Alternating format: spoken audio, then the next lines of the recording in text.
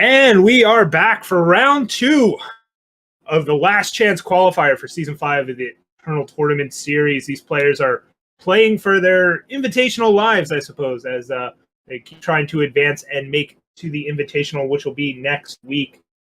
So for this round, we've got BruisedbyGod on Argenport aggro. We've seen BruisedbyGod make it to the top 8 with Argenport before in this Eternal Tournament series. So bringing it back, although with some changes here featuring Paladin Oathbooks, but still on that Bart and Lethrai Falchion plan that I know everybody loves so much. On the other end, we've got Jaffa on aReNGee. I know Manu showed up with this deck yesterday, and it looks like some other players took notice and have been impressed, I guess, in testing or playing with it. So Jaffa bringing aReNGee. Takes a lot to get Jaffa to not play Rise to the Challenge, so I'm guessing he was impressed by something that he saw with this deck. So that is our matchup here. I think I've got to give the edge to Argenport aggro here over the aReNGee deck. aReNGee's only real interaction or removal main deck is, Island's Choice, Desert Marshal, Harsh Rule, and then 8 of the Huru all the way at top. So they're really lacking ways to interact with this Bart. But again, Bartolo is only a 4 of in this deck. If BruisedbyGod doesn't find that card, we're going to have a very different kind of matchup. And Bart, this is kind of the deck Bartolo exists to prey on, right? These time unit-based decks that are trying to do unfair over-the-top things, but don't quite interact with weapons or multiple spells or have a ton of ways to ping Aegis. Although, honestly, Combrei-based decks have more ping or Aegis poppers than you'd initially expect. Once you factor in things like Desert Marshal and Combrei Healer, like Combrei Healer is one of the better Aegis poppers out there. So it's not like a Bart with Lethrai Falchion's the end of the world. Jaffa can beat that. This is not some impossible task. But it looks like we're still waiting on the challenge to go out.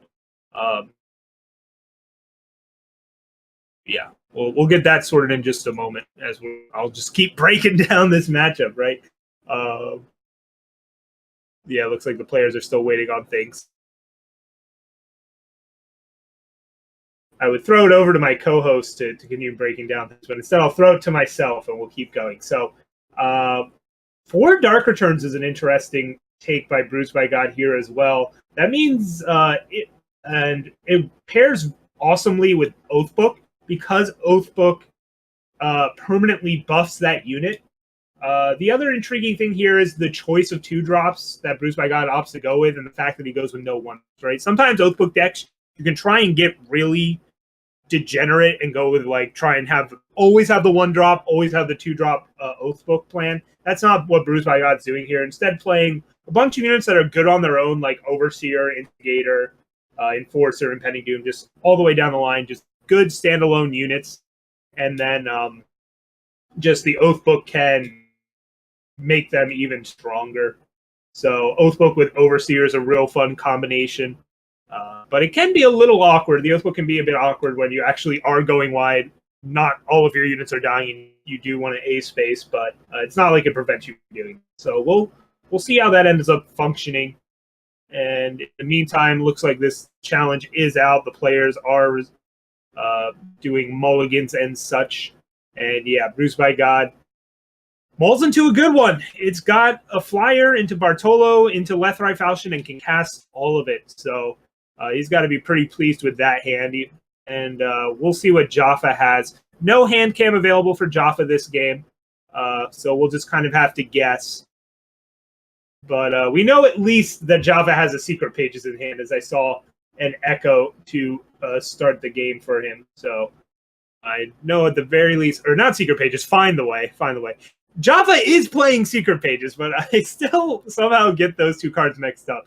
Find the Way at one point, or Secret Pages at one point functioned like Find the Way, then got reworked, and then Find the Way got introduced. So it's a fun story. I'm sure your grandfather can tell you about it. But yeah, looks like Jaffa just develops with Find the Way the first couple turns, has plenty of power now, and BruisedbyGod is just going to curve out with 2-drop, 3-drop, 4-drop, and even a 5-drop here with the Emerald Monument.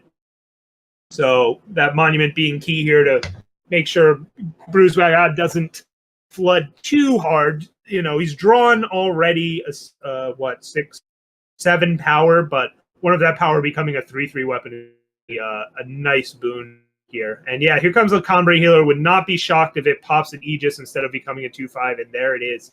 Pops the Aegis on Bart. So BruisedbyGod will probably still put a Falchion on it, and it'll essentially guarantee definitely one hit, maybe more. The only removal Jaffa really has for it is Harsh Rule or Island's Choice. So if Jaffa does have a Harsh Rule, I would expect it to come down here, especially with BruisedbyGod being tapped out. No fear of Protect or anything like that right here. BruisedbyGod is playing 3 Protect in the main board and 2 Finest Hour in the main board, a 4th Protect and the 3rd and 4th Finest Hour in the sideboard. So those are things that I'm sure Jaffa is referencing and helping him to make decisions here, as players can look at each other's decks. That is part of the tournament experience. So yeah, this Combrei Healer is going to swing in regardless of what Jaffa's follow-up is. It can't block anything as 1 unit is flying and Bart is unblockable. Of course, now that Bart's Aegis is down, it can be silenced by Desert Marshal to become blockable, but it looks like that's not going to happen as Jaffa plays 2 Temple Scribes and doesn't have a power to play here. Jaffa is stuck on 4 power. So that is a rough spot to be in, but BruisedbyGod just slams down another weapon, bumps that 2/2 flyer up to a 5/5, takes Jaffa down to 9. But again, BruisedbyGod is tapped out. No danger of Protect here. If Jaffa has one of those 4 Harsh Rules in hand, he can just wipe this board. So here comes the ace space from Jaffa. There is a pause, which means Jaffa has a Secret Pages in hand, I guess. What else could be causing that pause? I don't know. But, BruisedbyGod rips a Protect off the top. A Harsh Rule did not come down, which means an Island's Choice is going to come down. And that is a timely Protect. And that'll mean GG here as this Bart survives the Island's Choice, kills Jaffa. So, yeah. Jaffa had the tools to try and deal with this Bart, but missing on that power there ended up being pretty costly. Well, I guess not, as Jaffa didn't have Harsh Rules. Still, not exactly what you want to be doing. So here we go to sideboards. We'll see what BruisedbyGod ends up doing. Yeah, chopping down on the Dark Returns against a deck that has not quite as much removal. Your units are going to stick around for a bit longer. I expect the Protect to get up the number to 4. It's all about just getting one big unit against time-based decks and just letting it roll over. So yeah, we see BruisedbyGod search for the 4th Protect and get that in there. An interesting way to sideboard here. Normally you see players just go, and then going to swap the Lifesteal Left-Right Falchion with Hammer of Might. The Lifesteal not as important against these decks that aren't providing much counter pressure. Instead, you want that Warcry 3 and the +3 or the +3 on the other side is also pretty important. And yeah, just upping the Aegis unit count. So the Familiars come in, the Hammer of Mights come in, Protects come in, and we'll see if he decides to cut down on some removal, certain units, Oathbook. I'm not sure if I caught exactly what came, but yeah, normally you see players just have a 90 card copy of their deck and you just trim it down to 75, but there BruisedbyGod instead opted to just kind of cut and add things as you, and that's a fine strategy. Yeah, the Oath Books are still in, so just Dark Returns are out, swap the Falchion, and bring in the Aegis Silverwing Familiars to peck away at your opponent. So now we're just waiting on Jaffa to finish up sideboarding as well, I think. And we'll take a look at his board as well. What could Jaffa be doing here? I'm guessing Permafrost and Valkyrie Enforcers are coming in. Oh, or Grunehammer also excellent. So it's pretty clear that Jaffa is aware of the weaknesses for this deck. Like Aegis units getting equipment. Or a Grunehammer, doesn't care if a unit has Aegis, it'll still hit it just fine. And Valkyrie Enforcer just gives you another silence plus another way to pop Aegis. And then Permafrost, none of your opponent's units have Endurance. You're not worried about anything like Deep Forge Plate. So Permafrost, a really nice answer to things like Inquisitor, Mokdo, Impending Doom, or really any unit. So I would expect Jaffa to go way more interactive here, and then just try and win the game via like Mystic Ascendant grinding down, or Martial Iron Thorn activation, or Great Parliament activation. Might just cut out the 8 of the Huru completely, and instead try and morph into an actual control mid-range deck, right? It's almost a transformational sideboard plan where you cut down on some of the ramp pieces and just bring in more interaction, because you need to interact against a Bartolo, this kind of Bartolo Argenport aggro deck. So yeah, I would expect Jaffa's deck to change pretty radically here. I think I would be surprised if he tries to stick with the ramp into 8 of the Huru plan here. Instead, I think it makes a lot of sense to just cut the whole curve down, cut maybe some number of secret pages, the Minotaur Ambassadors, and the 8 of the Hurus, and bring in the Hammers, Valkyries, Permafrost, something like that would be what I expect here, and just become a TJP mid-range, or really just a Combrei mid-range list with Island choice, right? I guess the Permafrost.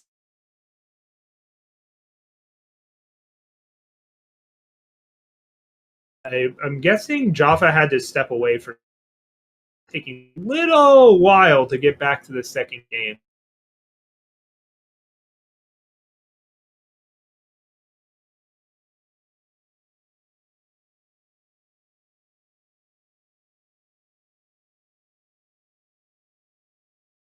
So as we wait, let's see if I can look at some of the other results of this round so far. It doesn't look like too many matches have concluded yet, though.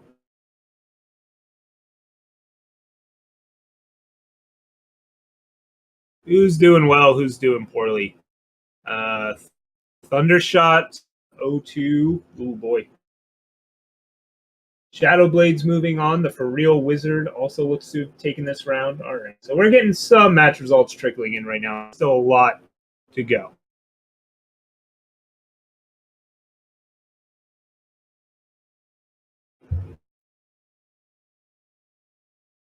We are...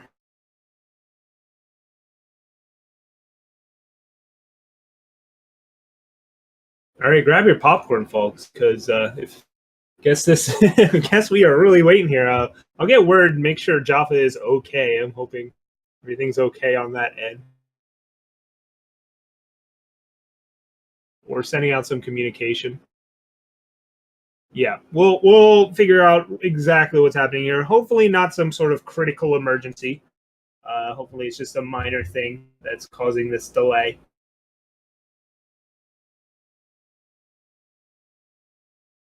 But in the meantime, I will just, if you're just tuning in, I'll let you know what's up. This is the last chance qualifier for Season 5 of the Eternal Tournament series. So what that means is the players in today's tournaments, it's essentially an open, except players that are already qualified for the Invitational cannot play in this tournament. It's for people that have not qualified yet.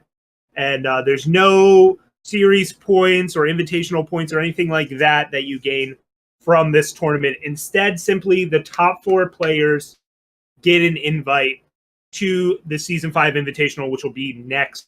So that's why it's the last chance qualifier. So what will happen is we'll play 6 rounds of action today, cut to a top 8 like normal, but then only play 1 round of the top 8 and get our top 4. So basically we cut the top 8, and then it's essentially a win and in for the Invitational. So there's just 1 round of the top 8. The quarterfinals, instead of being quarterfinals, are actually final.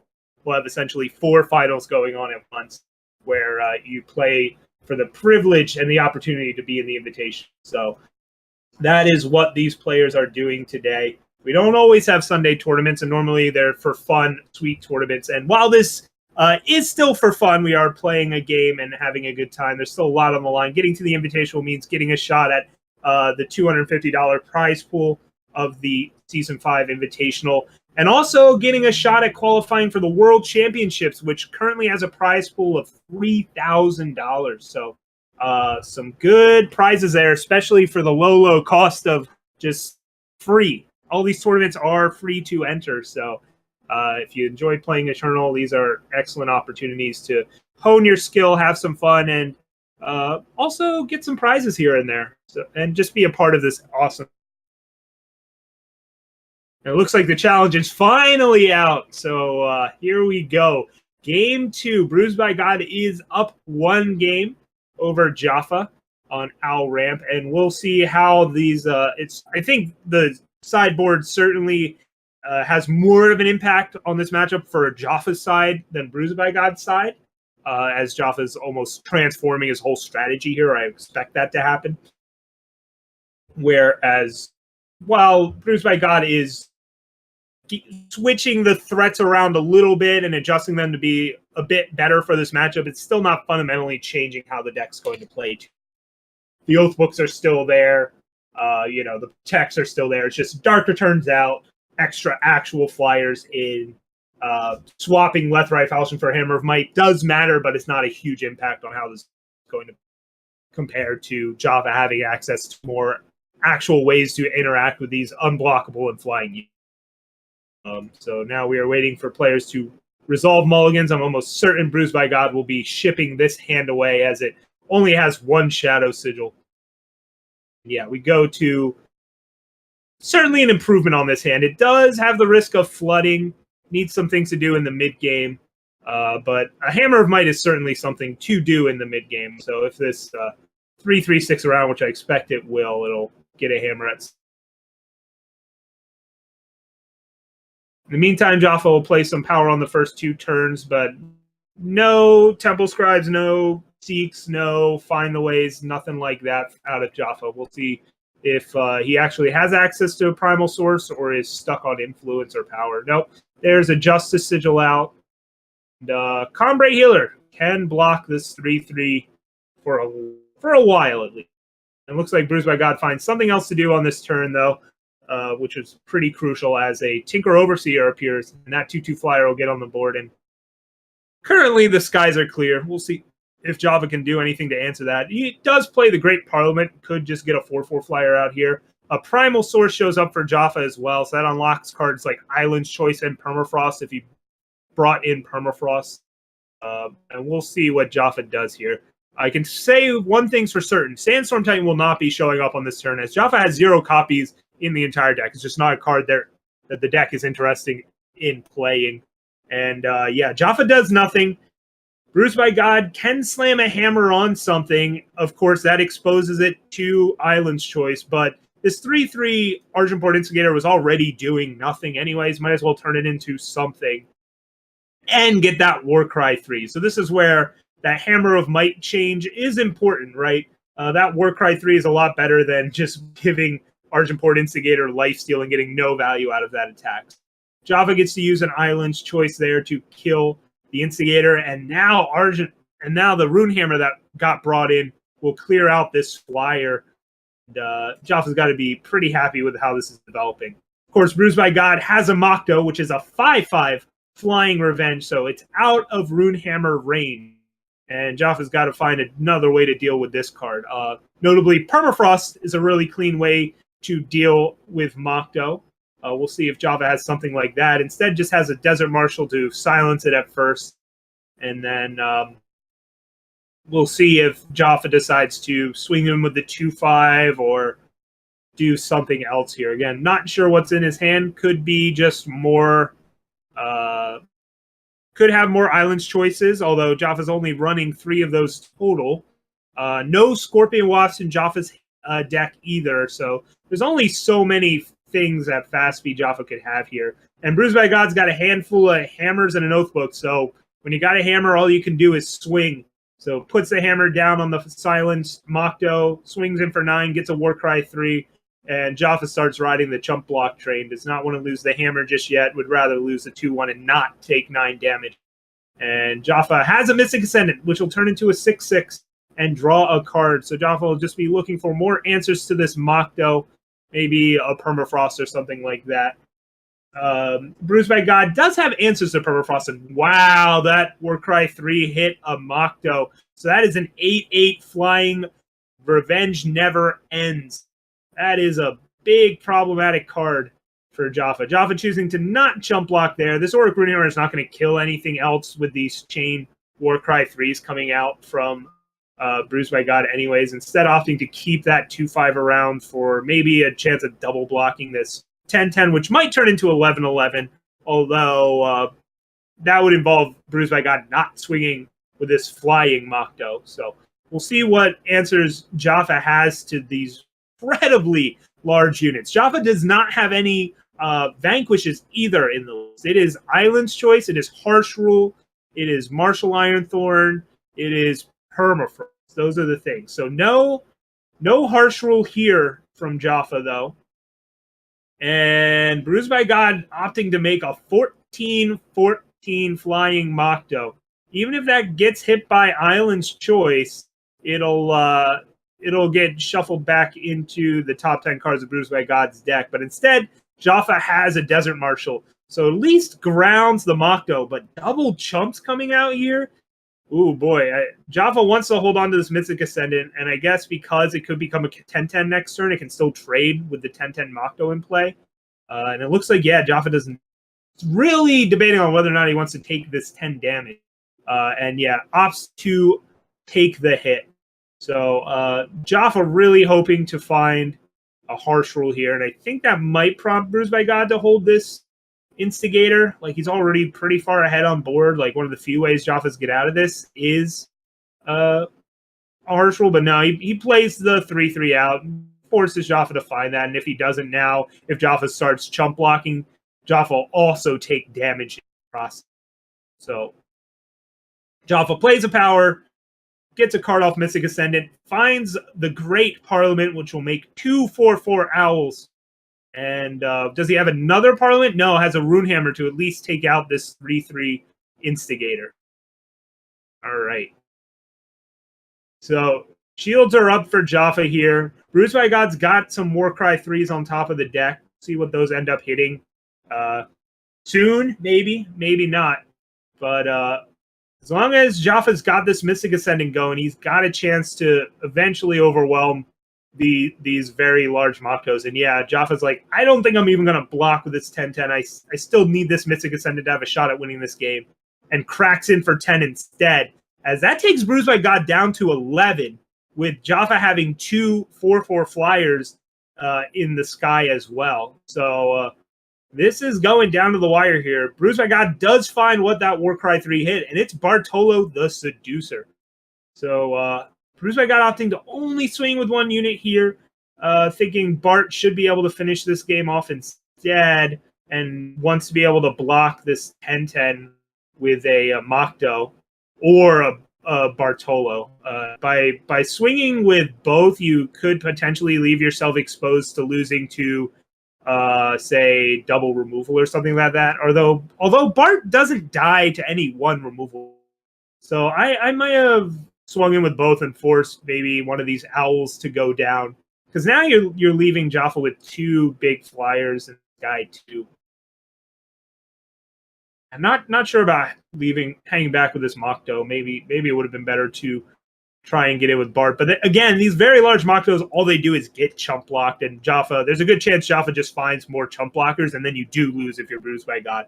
Where this way, by not being forced to have to block with Bart, you have some outs here. Something like Finest Hour Attack with Bart by itself is a very reliable thing here, or something like that. And yeah, it looks like Jaffa is trying to figure out how to attack here. Who can afford to swing with what, as both players have, some life in the tank, but these units are so large, one wrong move, and you're just dead. And it looks like just one owl is going to be what comes in here. I'm really intrigued to see what Jaffa drew, what could be his follow-up. Nothing. So does Jaffa have an Island's Choice? Does he have another Desert Marshal here? Or is he on blanks? And Bruised by God is on blanks by hand, but has the board right now and will hit that A space. So Jaffa can block the 11-11 and the 14-14 and go down pretty low, but that'll mean Bruised by God is dead on the crackback.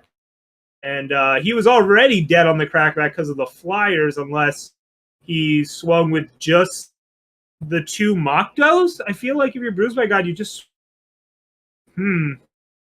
No. Yeah, if you swing with just the 2 Moctos there. All right, well, anyways, we're going to game 3.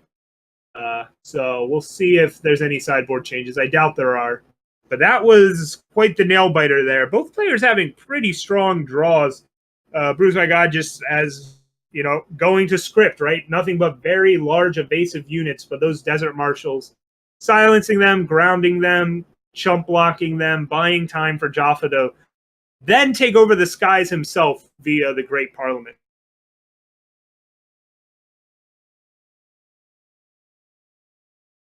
Okay, so here we go. Game 3. Winner takes all. And BruisedbyGod sees another 1 power hand that'll ship off and find some 3-cost flyers. BruisedbyGod has the play, though, and will play out the Diplo Seal to get this Seek power out of hand as soon as possible. Ooh, a Protect is a nice card to protect your large units. Not so nice when your hand is double Silverwing Familiar, but still protect on things like Mocto, Impending Doom, or once he starts getting weapons or an Oathbook going. It's still a very nice card to have around.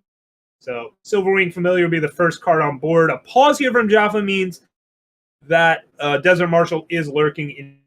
So Jaffa's got to decide if he wants to use a Marshal right here to pop this Aegis, instead opts to hold on to it and just save it for another day. Combrei Healer will probably pop the Aegis here. Combrei Healer essentially in this matchup is just a 2/2 that pops the Aegis. And, hey, you can take you'll take that if you're in Jaffa's side. So another Silverwing Familiar comes down from BruisedbyGod. And while these are a nuisance to Jaffa, they're not a threat until they actually get larger. And BruisedbyGod has no way of making them larger just yet. So Jaffa, we still know, has that Desert Marshal in hand, plays a Primal Source in the form of a Primal Sigil. So that unlocks things like Island's Choice and Permafrost here, and Seek Power gets played there. And also will let Jaffa see that pause from BruisedbyGod, so he'll know that a Protect or maybe a Finest Hour is lurking. In comes the Combrei Healer. BruisedbyGod, of course, lets that happen. Of course, Jaffa swings because he can't block these flying birds. And, BruisedbyGod rips the power off the top, but crucially, it's an Emerald Monument, which means this bird that wasn't a threat is now definitely a threat. 4/4 flying lifesteal, and Desert Marshal will pop the Aegis on it, maybe? Or nope, decides to ground the bird and trade. So I wonder what Jaffa's plan is for this 4/4 flying Aegis. An Auric Runehammer is a mighty fine plan. That's lining up real nicely here. And because Jaffa's immune to damage, BruisedbyGod doesn't even gain 4 life there. And of course, the hammer survives too. We see a Slay off the top for BruisedbyGod. Not exactly what you want against just a Combrei Healer. And this Valkyrie Enforcer just dies to the Auric Runehammer. So Bruised may just pass here. Boy, this is not looking good right now. And keep in mind, that 4/4 Silverwing Familiar, that was buffed by an Emerald Monument, not by a Hammer of Might. So it's not like Bruised is guaranteed to draw a unit that's going to be out of this Auric Runehammer range. There does have some Impending Dooms and Moctos, but that's it. So yeah, he plays out the Enforcer. It eats this hammer. And now Jaffa's got total control of this board.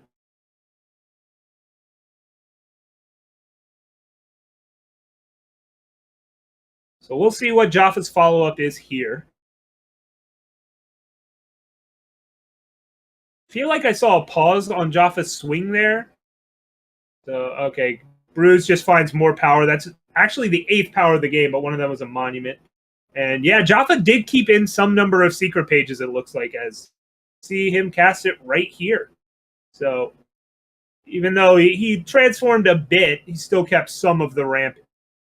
Now the Combrei Healer is putting BruisedbyGod on a clock, just not a very fast one. BruisedbyGod still has plenty of time here to find a way to win this match. Can slay this Mystic Ascendant, but that means you'd have to play Impending Doom without protection up, which you could do. The only thing you're really exposing it to is Harsh Rule and Permafrost. You didn't see Permafrost in the last game, though. But BruisedbyGod, again, recognizing he's got time, would rather make sure this Impending Doom survives. Of course, he just draws a Mako here anyways, and Jaffa doesn't have any Desert Marshals, no pauses there, so Valkyrie Enforcer can silence Mako. Will BruisedbyGod keep it in the skies? Yes, he will. He wants this Mako to still have revenge and still have flying. It's pretty crucial in a game that's looking like it'll shape up to be going pretty long. So now if Jaffa has Island Choice, which he doesn't, this Mako would still just come back at some point. And I think if I'm BruisedbyGod, I want to play another unit here. Yes, your opponent could have Harsh Rule, but again, they'd have to have, like, silence Mako and then Harsh Rule, and then they're killing their own silence unit. Or Mako will come back again eventually. Looks like BruisedbyGod, though, is going to hedge and just get the 3/3 down instead and not play the Flying Impending Doom. Instead, really nervous about Harsh Rule here, because that's really the only reason to not play Impending. Playing around Harsh Rule, but now he's just, so there is the Harsh Rule. It kind of pays off for Bruised here. Jaffa's under enough pressure from this 5/5 alone and this 3/3 that he pulls the trigger on it, and Martial Ironthorn shows up. And we'll see if the 10% Lotto shows up. Nope, but still, Jaffa's on no cards in hand. This Martial Ironthorn can't ultimate for at least another 2 turns, which is conveniently BruisedbyGod's clock. It's a 2-turn clock. So we'll see if Jaffa finds power and gets closer to activating Martial, or does he find some action? In the meantime, Jaffa will swing with Martial Ironthorn. Can't block anything anyways. BruisedbyGod's got to decide, does he want to trade? Does he want to chump? And goes with the trade. Does not want... Going to bank on this game going a bit longer. Knows that a Mako could be coming soon. And, ooh, Jaffa got a Desert Marshal here or something? There's a pause. Is it just a Secret Pages?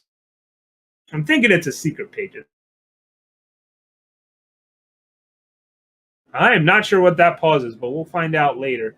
Great Parliament shows up, though, which makes 3 4/4 flyers and firmly puts Jaffa in the driver's seat of this game. BruisedbyGod finds more power, and Jaffa now, uses that Desert Marshal, takes the Tinker Overseer out of the skies, and A spaces for lethal, which BruisedbyGod can prevent, but certainly is going to need a Revenge Mako here. Doesn't get it, instead finds a Bartolo and scoops it up. So, yeah, that sideboard was being real crucial there for Jaffa, right? We saw things like Valkyrie Enforcer, Auric Runehammer just doing a lot of work in those post-board games. And Jaffa takes the match 2-1. So down goes Bart, down goes BruisedbyGod. But this was the 1-0 bracket.